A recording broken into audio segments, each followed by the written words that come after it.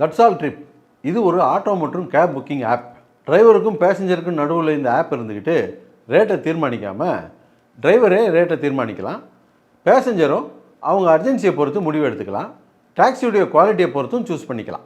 Auto, taxi, sedan, maxi cab, Tata ace, 25 seat mini bus எல்லா வண்டியும் இந்த ஆப்குள்ளேயே அட்டாச் பண்ணிக்கலாம். டாக்குமெண்ட்ஸை அப்லோட் பண்ண உடனே அப்ரூவல் கொடுத்துருவாங்க. டிரைவர்ஸும் உடனே யூஸ் பண்ண ஆரம்பிச்சிடலாம். மற்ற ஆப் மாதிரி இல்லாமல் தட்ஸ் ஆல் ட்ரிப் சிட்டியை தவிர தமிழகம் முழுவதும் எல்லா டவுன்கள்லையும் இருக்குது. லோக்கலில் மட்டும் இல்லாமல் ரெண்டல், அவுட் ஸ்டேஷன் ட்ரிப் டியூட்டின்னு எல்லா டவுனுக்கும் போகலாம். சின்ன டவுன்களுக்கு விசேஷம், கோயில், குளம்னு டூர் போகிறவங்க ஆட்டோ, கேப் கிடைக்காம ரொம்ப கஷ்டப்படுவாங்க. அவங்களுக்கு இந்த ஆப் ரொம்ப பிரயோஜனமாக இருக்கும். கீழே டிஸ்கிரிப்ஷனில் இருக்க லிங்கை கிளிக் பண்ணி தட்ஸ் ஆல் ட்ரிப்பை டவுன்லோட் பண்ணிக்கோங்க. மாஸ்டர் லியோ விக்ரம் வசனப்புகழ் ரத்னகுமார் இயக்கத்தில் லோகேஷ் கனகராஜ் தயாரிப்பில் ஷான் ரோல்டன் இசையில் 29 மே 8 முதல் திரையரங்குகளில். 2026 நான் வரேன். இந்த மே தினத்தை முன்னிட்டு ₹1 மட்டும் சப்ஸ்கிரிப்ஷன்ல எண்ணற்ற புது படங்களை 4K குவாலிட்டியில கண்டு களிக்கலாம். இன்றைக்கி நம்ம திரைவிமர்சன நிகழ்ச்சியில் இயக்குனர் விக்னேஷ் ராஜா இயக்கத்தில் வெளியே வந்திருக்கிற கரை படத்தை பற்றி பார்க்க போகிறோம். இந்த படத்துடைய கதையை பற்றி பார்த்தோம்னா, இந்த படம் ஒரு பீரியட் படம். இப்போது கல்ஃப் வார் நடக்கிறதுனால பெட்ரோல், கேஸ் எல்லாம் கொஞ்சம் தட்டுப்பாடு, இந்த பிரச்சனைலாம் வந்தது இல்லையா?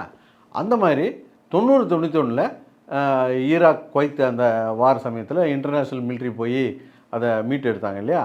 அந்த காலகட்டத்தில் நடக்கிற கதை.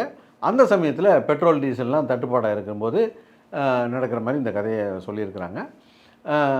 இப்போ கதையுடைய ஆரம்பத்தில் பார்த்தா ஹீரோ தனுஷ் வந்து வீட்டை பிரித்து, ஓட்டை பிரித்து திருடுறவர். அவர் கடைசியாக ஒரு திருட்டு வேலையை பண்ணிவிடுவோம். திருட்டு வேலையை பண்ணிவிட்டு காதலியோட போய் கல்யாணம் பண்ணி எங்கேயாவது செட்டில் ஆகிடலாம் அப்படின்னு சொல்லிட்டு ஒரு திருட்டு வேலையில் இறங்குறாரு. ஆனால் அந்த திருட்டில் அவர் மாட்டிக்கிறாரு. மாட்டினா சூரஜ் வெஞ்சனமோடு தான் அந்த கேஸை ஹேண்டில் பண்ணுறாரு. அவரே அடித்து போட்டு தப்பிச்சு ஓடிடுறாரு தனுஷ். காதலியை கூப்பிட்டுக்கிட்டு ஆந்திராவில் போயிட்டு ஒரு ஹோட்டலில் வேலை செய்கிறாரு. கொஞ்ச நாள் கழித்து பார்த்தா அவருக்கே ஒரு சலிப்பு வந்தது. இப்படியே வேலை செஞ்சுட்டு இருந்தால் இப்படி நம்ம ஒரு தொழில் செஞ்சு பிழைக்க வேணாமா அப்படின்ட்டு ஊரில் நமக்கு ஒரு 8 ஏக்கர் நிலம் இருக்குது, அதை போய் அப்பா கிட்ட சொல்லி அடகு வச்சு அந்த காசை எடுத்துகிட்டு வந்து நம்ம ஒரு ஹோட்டல் வச்சு பிழைக்கலாம் அப்படின்ட்டு ஊருக்கு திரும்பி வர்றாரு. திரும்பி வந்தால் ஊரோடைய நிலம் என்ன இருக்குது அப்படின்னு சொன்னால், இந்த பெட்ரோல், டீசல் தட்டுப்பாட்டு காலத்தில் வீட்டுக்கு டிராக்டர் வாங்கி வச்சுருக்காங்க. அந்த டிராக்டரெல்லாம் ஓடாமல் நின்று கிடக்குது. ஆனால் இவங்க வந்து பேங்க்கு டியூ கட்ட வேண்டியிருக்கு.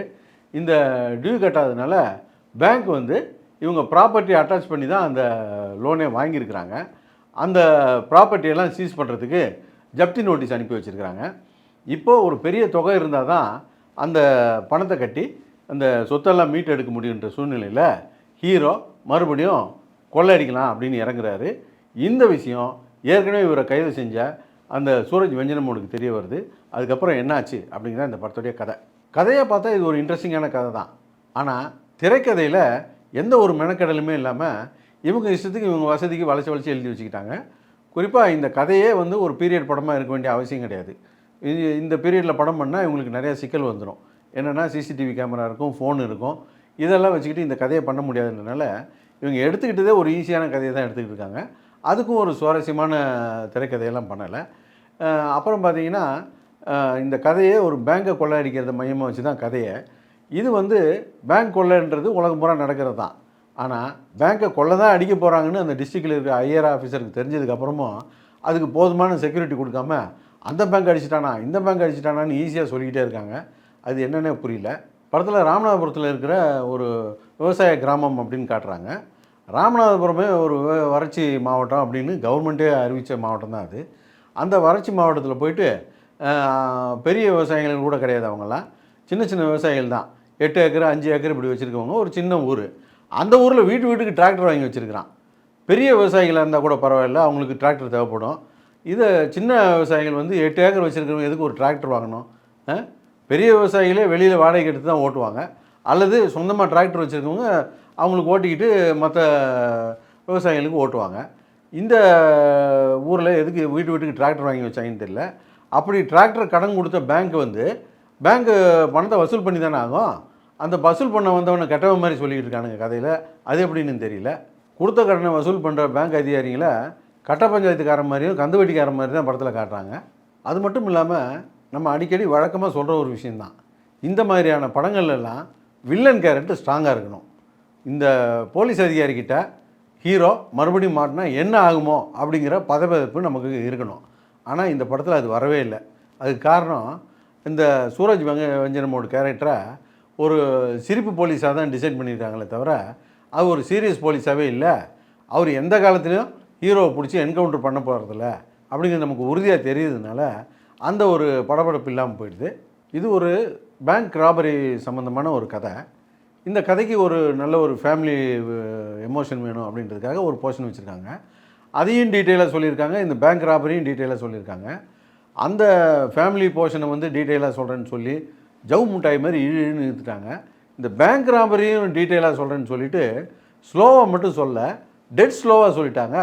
கையில் ஒரு ரிமோட் இருந்தால் ஃபார்வர்ட் பண்ணி இந்த படத்தை பார்க்கலாமா அப்படிங்கிற அளவுக்கு அந்த எண்ணத்தை வர வச்சுட்டாங்க. இந்த படத்தை நம்ம பார்க்க போனதுக்கு முக்கியமான காரணம், தனுஷை தாண்டி இது போர் தொழில் படத்துடைய டைரக்டர் விக்னேஷ் ராஜாவுடைய படம் அப்படின்றனால தான் அந்த படத்தை போய் பார்த்தோம். போர் தொழில் அந்த அளவுக்கு ஆரம்பத்துலேருந்து முடிகிற வரைக்கும் விறுவிறுப்பாக இருக்கும். அடுத்து என்ன அப்படிங்கிற மாதிரியே இருக்கும். ஆனால் இந்த படம் எப்படா முடியுன்ற மாதிரி இருந்தது. அவ்வளோ போராக எடுத்து வச்சுருந்தார். ரூட்டு ரேட்டு இனி நீங்களே போடுங்க, எந்த தடையும் கிடையாது. தட்ஸ் ஆல் ட்ரிப்போடைய டவுன்லோட் லிங்க் டிஸ்கிரிப்ஷன்ல இருக்கு. 2026 நான் வரேன். இந்த மே தினத்தை முன்னிட்டு ₹1 மட்டும் சப்ஸ்கிரிப்ஷன்ல எண்ணற்ற புதுப்படங்களை 4K குவாலிட்டியில கண்டு களிக்கலாம். மாஸ்டர் லியோ விக்ரம் வசன புகழ் ரத்னகுமார் இயக்கத்தில் லோகேஷ் கனகராஜ் தயாரிப்பில் ஷான் ரோல்டன் இசையில் 29 மே 8 முதல் திரையரங்குகளில்.